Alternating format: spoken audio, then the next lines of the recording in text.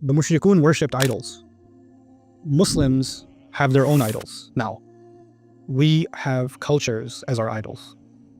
And our cultures have their own list of halal and haram that is different from Allah's list of halal and haram.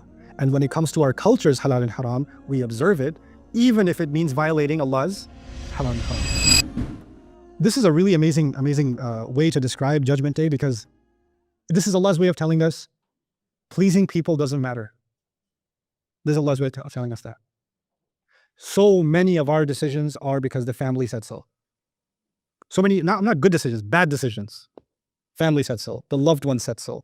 You did this because of your baneen, your sahiba, your akhi, your fasila, right?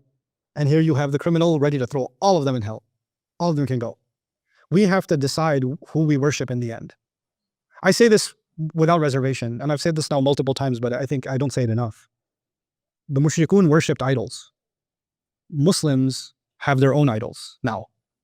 We have cultures as our idols.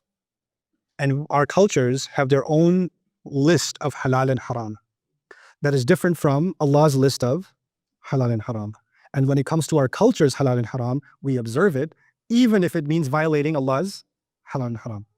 Like, you can go against Allah any day of the week, no problem. You don't go against the culture.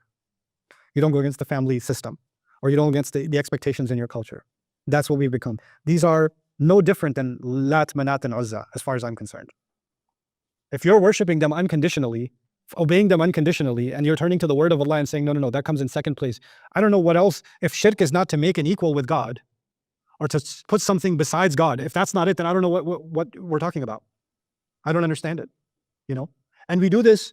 The crazy thing to me is, it's not, oh, these Muslims who don't pray, and the Muslims the women don't wear hijab, and they don't even eat halal, they drink alcohol, and they go clubbing and drugs and alcohol and illicit relationships. Those are the people that I'm talking about. Nah, I'm talking about people that look religious, act religious, talk religious. They talk religious. And they're the ones that are just, when it comes to the family expectations, that matters, even if that violates the law of Allah openly. Take the matter of inheritance, take the matter of mahar, take the matter of how a divorce is performed, take the matter of child support, mostly take the matter of money. Like, Allah is our God for Hajj, Ramadan, Salah. Allah is our God. When it comes to money, we have other gods. That's just what we become. It's disgusting, but that is a reality, you know. And so it's easy to study the ayat of shirk and look, these pagans worshipped idols. Look at them, without looking at the filthy idols we've created. You know, and we're not even batting an eye over them. Don't even think about it. Don't even think about it. It's all good, you know. وَفَصِيلَتِهِ الَّتِي تُؤْوِيهِ. Now, يَوَدُّ يَفْتَدِي بِأُمِّهِ مَعَ شِدَّةِ تَعَلُّقِ نَفْسِهِ بِهَا. Ibn Ashur says, meaning a person will want to give away his own mother. Fasila, because literally fasila, the first meaning would be the mother, because you were separated from the mother physically, right? You were in her and you came out of her. Because of the intense relationship that was there with her. إِذَا كَانَتْ تُؤْوِيهِ, when she was protecting him even in her belly. فإيثار لفظ فصيلته وفعل تؤويه هنا من إيجاز القرآن وإعجازه ليشمل هذه المعاني. And using the word fasila and then using the word awa. Awa means to give a refuge inside of a cave. To combine both of these meanings is one of the most beautiful literary constructions in the Quran, where both of these meanings, meaning the one that protected you and you separated from, but even when you separated from her, she put you in another protection. She constantly tried to protect you, and your elders constantly tried to protect you. So you went from one refuge, meaning the womb, to a life of refuge to be found in your parents. Right? And so both of those concepts got combined in وَفَصِيلَتِهِ الَّتِي تُؤْوِيهِ. Very, very beautiful. وَمَنْ فِي الْأَرْضِ جَمِيعًا ثُمَّ يُنْجِيهِ وَمَنْ لَهُ فِي الْأَرْضِ. Meaning whoever he has on the, Ya Allah, whoever's in the world altogether, I don't care, the entire world's population can go to hell, literally. Just let me go. Guys, please let me go. I offer you the planet. Like, he literally says, baby, no, not good. Okay, the wife, brother, okay, my family, not good. Okay, take everyone, just take everyone. ومن في الأرض جميعا ومن له في الأرض مما يعز عليه من أخلاء وقرابة ونفائس الأموال. Actually, Ibn Ashur even argued here that he's not just offering people, he's offering stuff too. You can take my house now. You can take my money now. I'll sign over the business. I'll do it. So even though it's man is used for people, but man is ashman. So he's saying ومن الموصولة لتغليب العقل على غيره. It's تغليبا, meaning it's mostly referring to people. My friends, you can take my friends. My workers, you can take my workers. My family, take my family. Take all of them. But okay, the people aren't good enough. Why don't you take my stuff? You can have the car. You can have the helicopter. You can have the camels. You can have the horses. You can have the property. You can have the titles, you got all of it. So he's saying they'll offer whatever they can, you know. لو أن ما في الأرض ملء الأرض ذهبا ولو افتدى به. In Ali Imran, Allah mentions if the earth was turned into gold and he offered the weight of the earth in gold, that wouldn't be enough to be his ransom.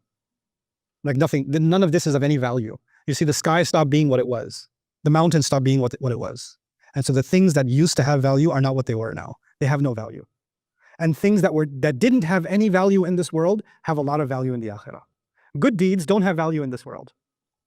Not really. If everybody in your class is cheating and you're not going to cheat, and you got a 70 and everybody else got a 90, what was valued? Cheaters were valued, isn't it? You're the only one who didn't lie on your resume. Everybody else lies on their resume. They got jobs. Who's the only one who didn't get a job? You.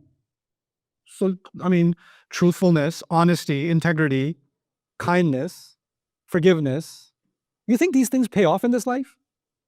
Like you think Nuh alayhi salam was doing bad deeds for 900 years, 950 years? He was doing good deeds every single day, right? Was that a good life he lived? Easy life he lived? Good deeds don't pay off much. Good deeds don't. Fir'aun lived most of his, 99% of Fir'aun's life, unless with one bad swimming experience, right? 99.9% of his life, he's living in the most luxurious crib on the planet. Sin pays. Sin's good life. It pays. Good deeds don't pay. Good deeds actually keep you. In fact, this is the subject of Surah Al-Qalam. People who do good deeds, especially when corruption is open, when corruption is open, because sin is the way to get ahead, and good deeds are a way to stay behind. And Allah will take that formula that seems to work for sinners temporarily, and He's going to flip it on its head. And what does He do on Judgment Day? He's offering all this wealth acquired by sin, all these people that are under this influence by sin, and none of it has any value. And the people that were considered stupid and behind, and they're the ones that are ahead. They're in front of everybody else. You know the Prophet ﷺ was called insane, right? You ever think about one of the reasons he's called insane has to do with money? When he's calling to Tawheed, he's saying all the idols should be destroyed. You understand that? If the idols are destroyed, the Quraysh lose their affiliation with all the tribes in the region, because all those tribes keep their idols where? At the Kaaba. So they make enemies with all the tribes. They fall into a political problem. Then nobody will come to visit the Kaaba, because the only reason they come to visit the Kaaba is what? For the weather? They come for their idols. If you destroy the idols, that, the Banu Khuza'ah will stop coming. And then, the people from Taif will stop coming. And the people from Medina will stop coming. The Mushrikun used to go from everywhere to Makkah to pay visit to their idols. You destroy the idols, you're killing my business. That's like going to Vegas and saying, I am against gambling. When you go to Vegas and say, we're going to shut down all the casinos, what's going to be the response of the politicians and the billionaires? Are you insane?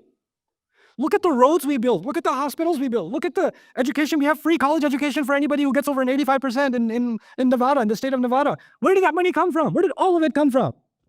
It came from the casinos. You want to shut down are you insane? This is how we survive. And by the way, if we shut them down, we're going to make some very powerful people very angry. They're all going to kill us. This is insane. So when the Rasul ﷺ is calling for Tawheed, according to the business people and according to the politicians, that's insanity. That's crazy. The only thing that matters in this life is power, people under your influence, money. That's what matters. And Judgment Day comes, and he says, well, if this is the only currency I know, that's all I can offer.